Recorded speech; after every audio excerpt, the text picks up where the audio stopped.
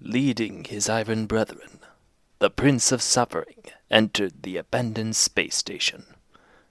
As he enters the hangar of the station, he notices many glowing orbs, emanating power. Familiar with these types of anomalies, the prince and his forces move to extract their energies. Suddenly, beings of plants, vines, and mushrooms began to sprout from floor panels. As they emerge, the automata open fire, killing many small creatures. After them follow larger beings, some of which began regrowing the fallen plants. Another rushes into the fray, and the prince locks blades with the beast. But it was struck in its side by a fungal mutant. This granted the beast the upper hand, crushing the prince. His forces continued the fight, slaying the beast and more of its minions. Suddenly, one of the larger plants regrew the beast. It got up and began killing the automata. As their ranks began to thin, and more of the plants kept getting up, including the beast now twice slain and twice revived, the automata were forced to retreat, dragging their mangled prince with them. After being crushed, the prince thought he had died, as he woke up in a plane of black. He heard a voice from behind him. Turning, he witnesses a manifestation of Aishatan. "You have been destroyed, but you have fought valiantly against foes twice your numbers. And while you can no longer fight in this contest, this is not where your tales of bloodshed end." With the prince still comprehending the words of the deity, Aishatan released a wave of red energy. When the energy hit the prince, he felt a shock as he woke up in his mangled body, which began repairing itself as red magic coursed through it. As he stood up, the energy concentrated itself within his green orb of distortion, turning the orb blood red. The prince noticed the aura of the orb change. No longer did it serve its old purpose. It whispered in the prince's head, "Blood, bring blood." After his forces returned to his ship, the prince, understanding his second chance, sat down on the bridge, ready to regroup and find new victims. Let there be blood for Aishatan. As the entrance to a great tomb was found, the prince's forces continued, finding themselves in a vast chamber filled with gold. In the middle of a tomb is a large beast made of bronze. The prince hears a booming voice fill the chamber. "Feed my hungry beast, and take what it gives you, before the others do." The prince had heard this voice before. It was Aishatan, of course, so he knew what to do. They start to enter the chamber, some of the units going right and the others going left. But as an iron obliterator rounded the corner, it was hit by a barrage of countless axes thrown by cats? As the prince received the visual data, he viewed a bunch of large cats wearing robes and wielding axes, with one cat chanting litanies in an unknown language. He ordered his units to stay cautious, but as he looked to the right and the left, 3 of his brethren had been turned to gold. Standing alone with an iron maiden, he witnessed a portal open up in front of him. Out stepped 2 large, heavily armored cats. Following, close behind them, was a mage of some kind. They all rushed the closest thing to each other, smashing an iron electrifier who was turned to gold in pieces. He had had enough. Rushing forward, he swung his scythe, gutting both the mage and a knight in a single swipe. With his other hand, he lifted his new red orb, which began draining the last knight of its essence. Finally, the Iron Maiden finished it off with 2 blades to its chest. As he was standing over his victims, he heard a chant from behind him. As he turned around, he witnessed the crowd of cultists, axes at the ready, and with a cry from their leader, they began to throw.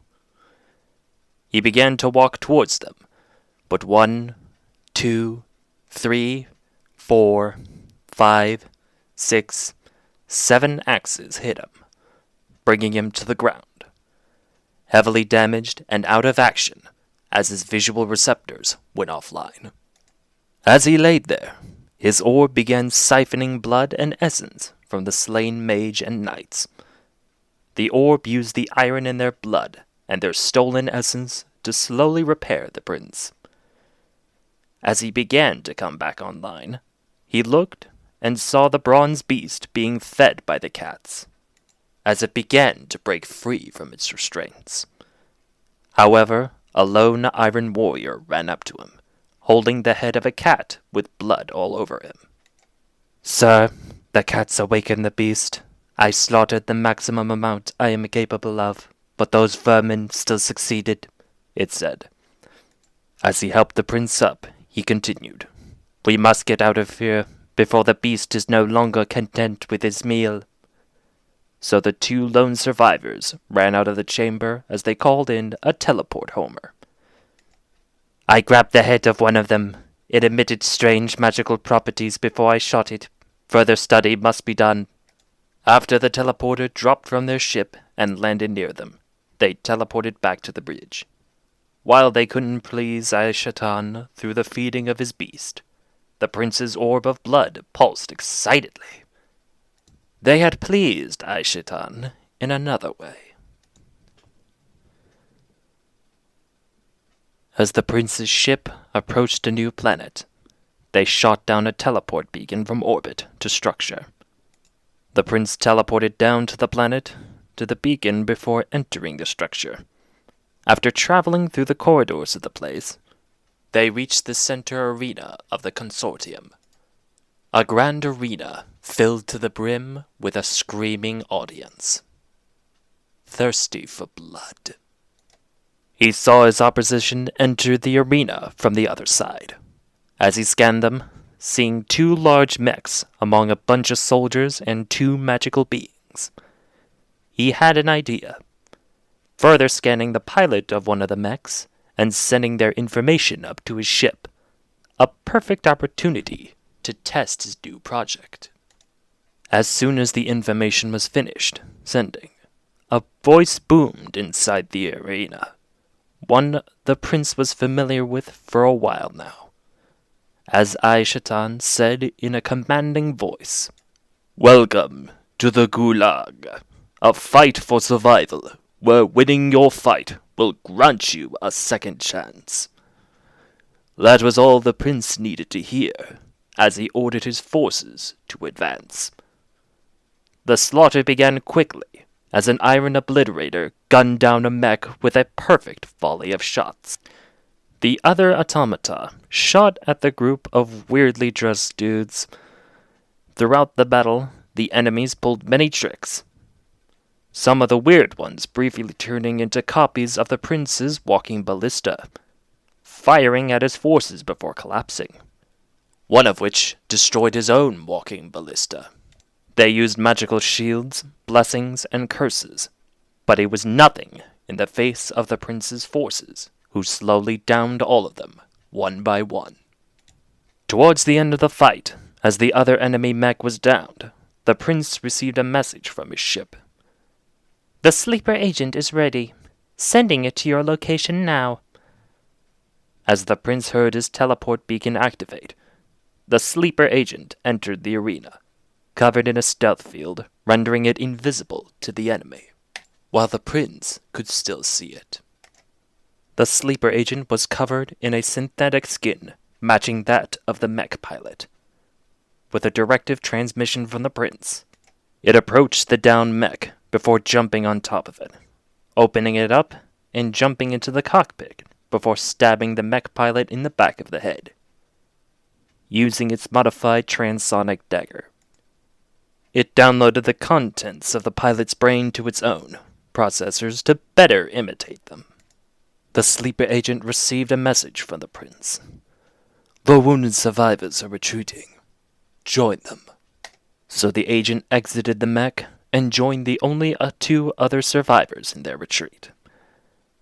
After they had left, the prince ordered his iron infiltrator. "Follow them. Make sure the sleeper agent was accepted.